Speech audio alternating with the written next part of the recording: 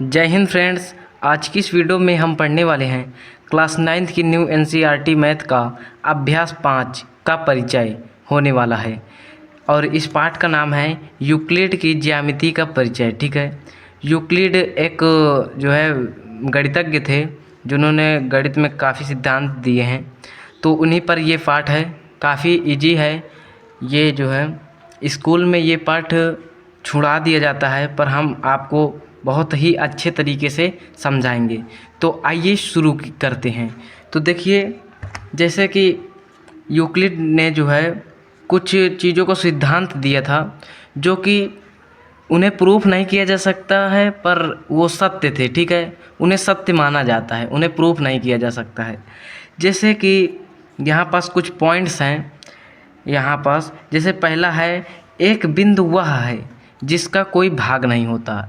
बिंदु, बिंदु का मतलब ये पॉइंट, यानी कि ये पॉइंट, ये बिंदु है। ठीक है, ये बिंदु ये है, ऐसा है ना ही इसकी लंबाई होती है और ना ही इसकी चौड़ाई होती है। ठीक है, और ना ही इसकी ऊंचाई होती है, ना ही इसका क्षेत्रफल होता है। ठीक है, तो इसका कोई भाग नहीं होता है। इस कथन का कहने का मतलब यही है। ठीक है, इसको प्रूफ नहीं किया जा सकता, ये सत्य है तो सत्य है। ठीक है, और दूसरा दिया गया है, एक रेखा चौड़ाई रहित लंबाई होती है। यहाँ पास है होती है। ठीक है, देखिए, एक रेखा चौड़ाई रहित लंबाई होती है, इसके कहने का मतलब ये है कि पहले हम जान लेते हैं लंबाई किसे कहते हैं। लंबाई किसे कहते हैं, एक बिंदु से लेकर दूसरे बिंदु के बीच की रेखा को हम लंबाई कहते हैं। ठीक है, और अब इसमें क्या दिया है, एक रेखा चौड़ाई रहित लंबाई होती है। जैसे ये लंबाई रेखा है ये। ठीक है, इसमें कहा क्या गया है कि इसमें रहित, चौड़ाई रहित यानी चौड़ाई नहीं होती है। ये रेखा में अगर ये लंबाई है तो इसमें चौड़ाई नहीं होती, यानी कि ये वाला, ये ऊपर वाला, इसमें लंबाई में चौड़ाई नहीं होती है। ठीक है, चौड़ाई नहीं होती है। ये देखिए भाई, इसको थोड़ी ना आप नापेंगे, ये है ही नहीं, एक लाइन है, इसकी लंबाई तो है पर चौड़ाई नहीं होती है। ठीक है, इसके कहने का मतलब यही है। ठीक है, तीसरा इसी तरह हमारे पास है कि एक रेखा के सिरे बिंदु होते हैं। ठीक है, एक रेखा में जो है, रेखा किसे कहते हैं, देखिए, एक रेखा के सिरे बिंदु होती हैं, यानी कि जैसे रेखा ये है, एक सीधी लाइन को रेखा कहते हैं। ठीक है, जिसका कोई अंत बिंदु नहीं होता। इसके जो है सिरे में बिंदु होती है, यानी यहाँ पास बिंदु होते हैं, यहाँ तक बिंदु, यहाँ पास बिंदु होते हैं। इसको बढ़ाया जा सकता है, चाहे जितना अनंत तक बढ़ाया जा सकता है। ठीक है, तो यहाँ पास जो है सिरे में जो है बिंदु होते हैं। ठीक है, ये दो बिंदु। और क्या दिया है, चौथा है हमारे पास, एक सीधी रेखा ऐसी रेखा है जो स्वयं पर बिंदुओं के साथ सपाट रूप से स्थित होती है। यानी कि एक सीधी रेखा ऐसी रेखा है जो स्वयं पर बिंदुओं के साथ सपाट रूप से स्थित होती है। ठीक है, यानी कि यहाँ पास देखिए, यहाँ पास पॉइंट, बिंदु बिंदु बिंदु बिंदु, छोटे छोटे बिंदु होते हैं। छोटे छोटे बिंदु बिंदु से जो है एक हमें जो है रेखा प्राप्त होती है। ठीक है, छोटे छोटे इनमें बिंदु होते हैं। ठीक है, इनमें छोटे छोटे बिंदु होते हैं, तो यही छोटे छोटे बिंदु से हमें एक रेखा प्राप्त होती है। ठीक है, इसके कहने का मतलब यही है। इसी प्रकार हमारा पांचवा है, एक पृष्ठ वह है। पृष्ठ मतलब जैसे हमारे छत होते हैं, छत, यही है पृष्ठ। जैसे ये छत है, यही है पृष्ठ। ठीक है, ये एक पृष्ठ वह है जिसकी केवल लंबाई और चौड़ाई होती है। ठीक है, इसमें जो है लंबाई, एक ये लंबाई होती है और ये चौड़ाई होती है।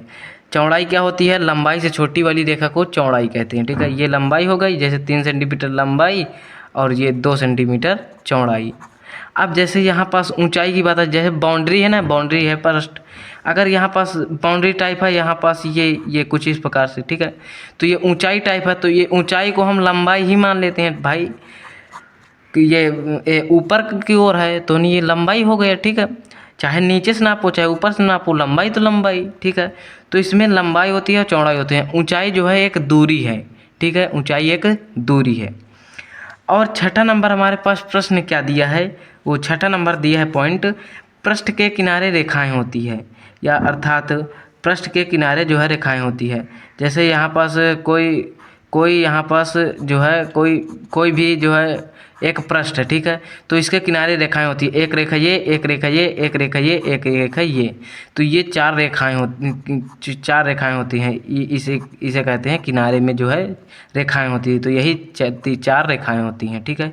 चार नहीं, काफ़ी भी हो सकती हैं। यहाँ इस प्रश्न में चार रेखाएं हैं, ठीक है, किनारे में। और सातवां क्या दिया है, एक समतल पृष्ठ ऐसा पृष्ठ है जो स्वयं पर सीधी रेखाओं के साथ सपाट रूप से स्थित होता है। यानी कि एक समतल पृष्ठ ऐसा है, यानी कि जैसे पृष्ठ है ये कुछ इस प्रकार से, जो स्वयं पर सीधी रेखाओं, यानी कि जो पृष्ठ होता है वो सीधी रेखाओं से मिलकर बना होता है। जैसे यहाँ पास हम इस तरह सीधी रेखाएं खींचते जाएंगे। ये देखिए यहाँ पास हम खींच रहे हैं। तो अभी कुछ देर में जो है हमें क्या प्राप्त होगा, एक सपाट रूप का पृष्ठ प्राप्त हो जाएगा, ठीक है। ये देखिए ये रेखा ही तो है, ये रेखा से जो है हमें एक पृष्ठ प्राप्त होता है, ठीक है। तो इसके कहने का मतलब यही है, ठीक है। ये सब रेखाएं ही हैं, ठीक है। इधर का रेखा खींच दीजिए, ठीक है, इधर का खींचे। तो ये देखिए रेखाएं खींचने से हमें एक समतल पृष्ठ प्राप्त हुआ, ठीक है। इसके कहने का मतलब यही है। अब यूक्लिड ने जो है कुछ और सिद्धांत दिए थे, जिसमें थे अभिग्रहित और अभिधारणा, ठीक है। चलिए अब हम अभिग्रहित और अभिधारणा के बारे में बात करते हैं। तो यहाँ पास कुछ यूक्लिड की परिभाषाएं दी गई हैं अभिग्रहित में, ठीक है। अभिग्रहित पहले पढ़ेंगे, उसके बाद हम अभिधारणा पढ़ेंगे, ठीक है। तो यूक्लिड की कुछ अभिग्रहितें हैं, ठीक है। तो चलिए इन्हें पढ़ते हैं, ठीक है। तो देखिए हमारा पहला दिया गया यहाँ पास, वे वस्तुएं जो एक वस्तु के बराबर हों एक दूसरे के बराबर होती हैं। यानी कुछ वस्तुएं, एक वस्तु के बराबर हो, वे तो बराबर, दूसरी वस्तु जो है एक दूसरे के बराबर होती हैं। कैसे, जैसे मेरे पास यहाँ पास एग्जाम्पल है, यहाँ पास देखिए, जैसे यहाँ पास दो मार्का हैं, ठीक है, ये लाल और हरा, ठीक है। तो ये आप लोगों को दिख रहा होगा, ये एक दूसरे के बराबर है, इधर भी बराबर है, इधर भी बराबर है, ठीक है। तो यानी कि ये बराबर ये बराबर ये, इसलिए दोनों जो है एक दूसरे के बराबर होंगी। बस इसका यही एग्जाम्पल है, ठीक है। अब जैसे यहाँ पास हमारा पहला कंप्लीट हुआ। अब दूसरा है, यदि बराबरों में जोड़ा जाए तो पूर्ण भी बराबर होगा। अर्थात जैसे कि हमारे पास 2 बराबर 2 है, ठीक है, 2 के बराबर 2 ही तो होगा। अगर इसमें क्या दिया है, यदि बराबरों को, यानी कि बराबरों को, ये 2 बराबर हैं, बराबरों को जोड़ा जाए तो पूर्ण भी बराबर होगा। अगर इसमें नहीं बराबर जोड़ा जाए तो जो शेष आएगा वो भी बराबर होगा। यहाँ पास हम जैसे 5 बराबर 5 जोड़ दें तो देखना पूर्ण भी बराबर होगा। यहाँ पास प्लस 5 2 7 बराबर 5 2 7। तो ये देखिए यहाँ पास 7 बराबर 7, यानी कि पूर्ण भी बराबर है, ठीक है। ये भी कंप्लीट हुआ हमारा। और तीसरा है हमारे पास, यदि बराबरों से घटाया जाए तो पूर्ण भी बराबर होगा। जैसे यहाँ 5 है और बराबर के 5 है, ठीक है, 5 के बराबर 5 होगा। अब क्या दिया है, बराबरों से घटाया जाए, यानी बराबर में कुछ भी ले लें, जैसे 2 ले लें इधर, बराबर में 2 ले लें। अब इनको घटाया जाए तो क्या आ जाएगा, तो 5 में से 2 जाएंगे 3, 5 में से 2 जाएंगे 3, यानी 3 बराबर 3, ठीक है। तो पूर्ण भी यहाँ पास बराबर आया, ठीक है।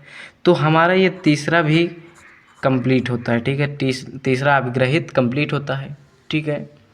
इसी प्रकार हमारा जैसे चौथा दिया गया है, वे वस्तुएं जो परस्पर संपाती हों एक दूसरे के बराबर होती हैं। संपाती का यहाँ संपाती आया ना, संपाती का मतलब ये है कि एक दूसरे को ढक ले, ठीक है, हिंदी भाषा में यही चीज़ है। जैसे कि यहाँ पास अभी मैंने 2 मार्कर दिखाए थे, ये मार्का है।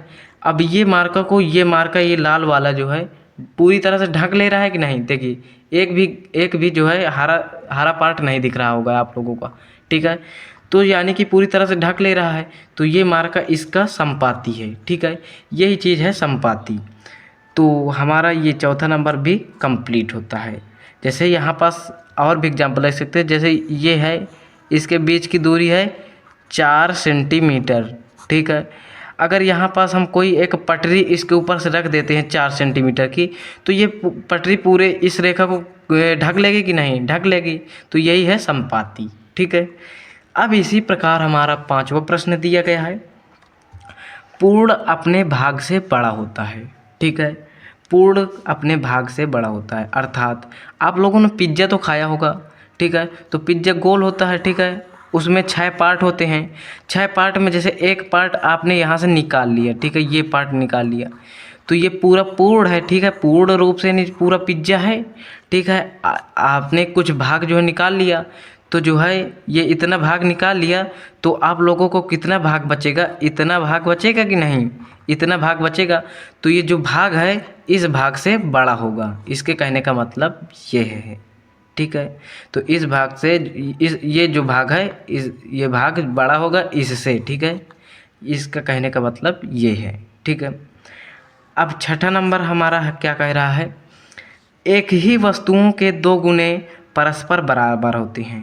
ठीक है, जैसे एक वस्तु है 4, ठीक है, मान लेते हैं, अंकों में मान लेते हैं, एक ही वस्तु के 2 गुने परस्पर बराबर होते हैं। जैसे 4 है या 4 किलो कुछ मान लेते हैं। ठीक है, वस्तु मान लो, किलोग्राम कुछ भी मान लो। ठीक है, 4 है तो 2 गुने परस्पर, अगर 4 का गुणा 2 में करेंगे तो 8 आएगा, और 4 का गुणा 2 में करेंगे तो भी 8 आएगा। तो परस्पर क्या है, बराबर हैं। तो यही मान कह रहा है कि एक वस्तु के 2 गुने परस्पर बराबर होते हैं। एक ही वस्तु के भाई 2 गुना करोगे, 3 गुना करोगे तो ही बराबर ही आएंगे।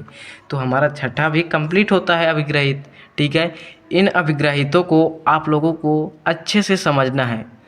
मैं उम्मीद करूँगा आप लोगों को एक भी यह चैप्टर आपको एक भी बोरिंग नहीं लगेगा। ठीक है, और इसी प्रकार हमारा 7वां दिया है, एक ही वस्तुओं के आधे परस्पर बराबर होते हैं। इसका क्या मतलब है, एक ही वस्तुओं के परस्पर बराबर होते हैं, आधे परस्पर बराबर होते हैं। जैसे आप लोगों के घर में एक रोटी है, ठीक है, एक रोटी है, और आप लोग जो है 2 भाई हो। ठीक है, आप लोग 2 भाई हो और एक ही रोटी है, तो आप लोग लड़ाई कर डालोगे कि मुझे आधा चाहिए, मुझे आधा चाहिए। तो इसमें से आप लोग आधा आधा कर दोगे, तो यहाँ से 20 से नहीं आधा करोगे कि नहीं। ठीक है भाई, थोड़ा सा भी अगर इधर वाले को चला गया तो लड़ाई हो जाएगी, तो 20 से एकदम करना पड़ेगा। तो ये जो एक था, ये एक था, एक रोटी थी, तो ये क्या हो जाएगा, 1/2, 1/2। जब आधा करते हैं तो उसमें जो है 2 का भाग देते हैं। ठीक है, तो इसमें 1/2 का भाग देंगे, इसके ने 1/2 का भाग देंगे। ठीक है, तो यही चीज़ दिया है, एक ही वस्तु के आधे परस्पर बराबर होते हैं। अब एक वस्तु को आधा किया गया तो भाई परस्पर बराबर ही होंगे। आधी रोटी तुम्हारे छोटे भाई को मिलेगी, आधी रोटी तुम्हारे बड़े भाई को मिलेगी, तो परस्पर बराबर हुए कि नहीं, आधी आधी रोटी बराबर बराबर मिली ना। तो यही कह रहा है, हमारा 7वां अभिग्रहित भी कंप्लीट हुआ। उम्मीद कर रहा हूँगा कि आप लोगों को ये अभिग्रहित समझ में आ रही होंगी। ठीक है, अब चलिए हम यूक्लिड की कुछ अभिधारणाओं की गणना करते हैं। तो चलिए अब हम यूक्लिड की अभिधारणाओं पर नज़र डालते हैं। जैसे कि अभिधारणा नंबर 1 है। ठीक है, इन अभिधारणाओं को आप लोगों को अच्छे से समझना है। ठीक है, नहीं तो आप लोगों को सवाल लगाने में प्रॉब्लम आएगी। यहाँ पास दिया क्या है, एक बिंदु से एक अन्य बिंदु तक सीधी रेखा खींची जा सकती है। ठीक है, एक बिंदु से अन्य बिंदु तक सीधी रेखा खींची जा सकती है। जैसे यहाँ पास एक बिंदु है, यहाँ से चाहे जितनी बड़ी रेखा खींची जा सकती है। ठीक है, चाहे जितनी बड़ी तक, तो इसमें यही दिया गया है। ठीक है, एक सीधी रेखा खींची जा सकती है। ठीक है, अब इसी प्रकार हमारा दूसरा अभिधारणा है, अभिधारणा 5.1। ठीक है, इसका उपयोग जो है 5.1 की प्रश्नावली में आने वाला है। दिया क्या है, दिए हुए 2 भिन्न बिंदुओं से होकर एक अद्वितीय रेखा खींची जा सकती है। ठीक है, 2 भिन्न बिंदु, यानी 2 भिन्न बिंदु, एक बिंदु ये, एक बिंदु ये, भिन्न का मतलब अलग अलग। ठीक है, बिंदु से होकर एक अद्वितीय रेखा खींची जा सकती है।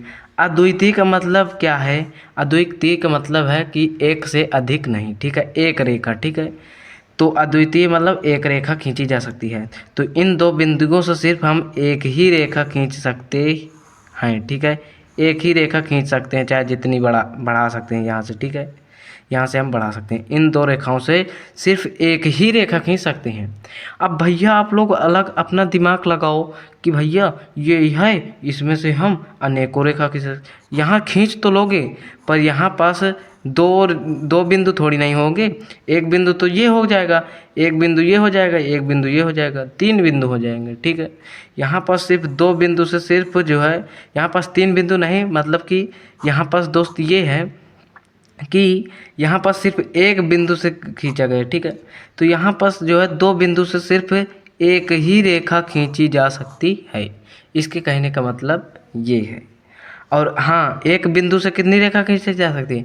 एक बिंदु से असंख्य रेखा खींचे। जैसे एक बिंदु हो, चाहे जिधर का खींचो, इस तरह चाहे जिधर का खींचो। ये एक बिंदु है, इसमें चाहे जिधर का खींचो। ठीक है, एक बिंदु से आप लोगों को रेखा खींचनी है, लो खींचते रहो। इसमें एक ही बिंदु से रेखा खींची जा सकती है। ठीक है, तो ये चीज़ है अभिधारणा 5.1 ये कह रहा है। ठीक है, अब अभिधारणा 2 देखते हैं। अभिधारणा 2 क्या कह रहा है? एक शांत रेखा को अनिश्चित रूप से बढ़ाया जा सकता है। जैसे रेखा है, यहाँ से एक रेखा है, तो इसको जो है यहाँ से हम आगे भी बढ़ा सकते हैं, इधर भी बढ़ा सकते हैं। ठीक है, अभिधारणा नंबर 2 ये कहता है और ये हुआ हमारा कंप्लीट। अब अभिधारणा नंबर 3 क्या कह रहा है, देखिएगा। अभिधारणा नंबर 3 क्या कह रहा है? किसी को केंद्र मानकर और किसी त्रिज्या से एक वृत्त खींचा जा सकता है। ठीक है, जैसे यहाँ पास केंद्र मान लीजिए और 2 सेंटीमीटर कहनी आप लोग त्रिज्या मान लीजिए। ठीक है, अब यहाँ से जो है यहाँ से यहाँ के बीच की दूरी को प्रकार में भरकर जो है इस केंद्र से गोला बना दीजिए। इस केंद्र से जो है एक गोला इंता बना दीजिए। ठीक है, और हाँ दोस्तों, ये त्रिज्या किसे कहते हैं? तो केंद्र से होकर परिधि तक मिलने वाली रेखा को, वो केंद्र से लेकर परिधि के बीच की लंबाई को, जो एक रेखा होती है उसकी लंबाई को हम त्रिज्या कहते हैं। अब जैसे ये है ये केंद्र, अब 3 सेंटीमीटर की एक रेखा खींच लीजिए 3 सेमी की। ठीक है, अब यहाँ से यहाँ तक के बीच की दूरी को प्रकार में भरिए और एक इस तरह गोला लगा दीजिए, तो ये 3 सेंटीमीटर त्रिज्या वाला एक सर्कल बन गया। ठीक है, तो इस केंद्र को मानकर आप अनेकों जो है क्या खींच सकते हैं? वृत्त खींच सकते हैं। ठीक है, इस अभिधारणा का मतलब यही है। ठीक है, तो ये भी अभिधारणा हमारा कंप्लीट हुआ। ठीक है, अब क्या दिया है? अभिधारणा नंबर 4 क्या दिया है कि सभी समकोण एक दूसरे के बराबर होते हैं। समकोण क्या होता है? जैसे ये 2 रेखाएं हैं, ये 2 रेखाएं हैं। ठीक है, इनमें जैसे जब 2 रेखाएं एक शीर्ष पर मिलती हैं तो वो कोण बनती है। ठीक है, अब जैसे यहाँ पास एक बक्सा वाला चिन्ह लग जाए तो यही है समकोण। ठीक है, जहाँ पास भी ये बक्सा वाला मिल जाए चिन्ह तो ये समकोण होता है। और समकोण का मान कितना होता है? समकोण का मान होता है 90 अंश। इसका समकोण का मतलब यह है कि एकदम सीधी रेखा। ठीक है, इधर भी सीधी रेखा, इधर भी सीधी रेखा। जैसे ये है, ये भी समकोण। अगर इस तरह है और यहाँ पास बक्सा वाला चिन्ह लगा है तो ये भी समकोण है। ठीक है, अगर इस तरह है, ये यहाँ बक्सा वाला चिन्ह लगा है तो ये भी समकोण है। ठीक है, तो या क्या दिया है? सभी समकोण एक दूसरे के बराबर। तो ये समकोण, ये समकोण, ये समकोण तीनों जो है आपस में क्या हैं? बराबर हैं। ठीक है, चलिए अब हम अभिधारणा नंबर 5 देखते हैं। तो देखिए, जैसे हमारे पास अभिधारणा नंबर 5 दिया गया है, यहाँ पास क्या दिया गया है, रुकिएगा थोड़ा। यहाँ पास अभिधारणा नंबर 5 क्या दिया गया है? यदि एक सीधी रेखा पर गिरकर अपने एक ही ओर 2 अंतःकोण इस प्रकार बनाए गए हैं। यानी एक ही सीधी रेखा पर, जैसे ये एक सीधी रेखा है, यहाँ पास देखिए ये एक सीधी रेखा है। ठीक है, गिरकर अपने एक ही ओर 2 अंतःकोण, यहाँ पास देखिए 2 रेखाएं खींच दी गई है। ठीक है, ये रेखाएं समांतर रेखाएं नहीं है। ठीक है, समांतर रेखा क्या होती है? वो कभी भी एक दूसरे को टकराती नहीं है। ठीक है, ना ही टेढ़ होती है। ठीक है, कि इन 2 कोणों का योग मिलकर 2 समकोण से कम होता है। ठीक है, जैसे ये कोण है, ये कोण है, ये कोण है 1, ये है कोण 2। ठीक है, अगर इन कोण का योग जो है समकोण से कम है। समकोण का योग क्या होता है? अभी मैंने आपको बताया, समकोण का योग होता है 90 अंश। ठीक है, समकोण का योग कितना होता है? 90 अंश। ठीक है, और तो 2 समकोण का योग क्या हो जाएगा? 2 समकोण का योग क्या हो जाएगा? 90 × 2 ठीक है। तो 9 दूनी 18 यानी 180 अंश होता है, ठीक है। तो दो कोण इस प्रकार बनाए कि इन दो कोणों का योग मिलकर दो समकोणों से कम हो, यानी 180 अंश से कम हो, तो वे दोनों सीधी रेखाएं अनिश्चित रूप से बढ़ाए जाने पर उसी ओर मिलती हैं जिस ओर यह योग दो समकोण से कम होता है। तो इसका कहने का मतलब ये है कि दो समकोण का योग होता है 180 अंश। अगर ये अंतःकोण क्या होते हैं, ये देखिए ये दो रेखाएं हैं, तो इसके अंदर के कोण ये कोण अंतःकोण है, और ये कोण इधर के कोण इधर के कोण इधर कोण ये बाह्य कोण होते हैं, ठीक है। ये होते हैं बाह्य कोण, ठीक है। तो यहाँ पास क्या दिया है, अंतःकोण जो है अगर समकोण का से कम है जो है अंतःकोण, तो जो है एक इन रेखों को आगे बढ़ाने पर ये जो है आपस में टकरा जाती है, ठीक है। तो यहाँ पास इस जैसे ही इस कोण का मान है, यहाँ पास है इस कोण का मान जो है 100 अंश है, और इस कोण का मान है 20 अंश, ठीक है। इस कोण का 100 अंश है, इस कोण का 20 अंश है, तो क्या हो जाएगा 100 धन 20 बराबर के क्या हो जाएगा 120। और इधर का कोण क्या हो जाएगा, यहाँ का मान जैसे कि दिया है इधर इसका पूरा का मान होता है 180 अंश, तो यानी कि 160 अंश का है, और ये है जो है कुछ भी मान लेते हैं, ठीक है। तो जो है इधर की बात हम करते हैं, ठीक है। तो यहाँ 100 धन 20 तो 120 अंश हो जाएगा, और 120 अंश जो है 180 अंश से कम है, अर्थात ये दोनों रेखाएं आगे आकर जो है आपस में टकरा जाएंगी, और जो ये बी और डी हैं, ये जो मुंह खुला है, ये खुला मुंह है, ये नहीं टकराएंगे कभी भी, ये बढ़ती चली जाएंगी। तो इधर इस तरह कुछ दिया है फिगर, इस तरह, ठीक है। ये है इस तरह कुछ दिया है 1 2, ठीक है। तो ये देखिए इन दोनों कोणों का योग जो है 180 अंश से कम है, यानी दो समकोण से कम है, अर्थात ये अगर आगे हम इनको बढ़ाएंगे, यहाँ पास देखिएगा, अगर हम इनको आगे बढ़ाएंगे कुछ इस प्रकार से, तो यहाँ पास ये मिल जाएंगी, ठीक है। इस अभिधारणा का कहने का मतलब यही है, ठीक है, कि दो समकोण से कम योग जो है कम योग है, तो जो दो कोण होंगे वो आगे आके जो है कहीं ना कहीं ज़रूर मिल जाएंगे, ठीक है। तो इस अभिधारणा का कहने का मतलब यही है। तो यहाँ पास हमारे अभिधारणाएं ख़त्म हुई। अब हम कुछ बातों पर ध्यान देते हैं। जैसे यहाँ पास इस पाठ का क्या नाम है, ज्यामिति, ठीक है। तो ज्यामिति का मतलब क्या है, ठीक है। तो ज्यामिति का मतलब क्या है, ज्यामिति, ठीक है। ज्यामिति को इंग्लिश में हम कहते हैं जियोमेट्री, ठीक है। जियोमेट्री इसको इंग्लिश में बोलते हैं, ठीक है। ज्यामिति यानी यानी जियो, ठीक है।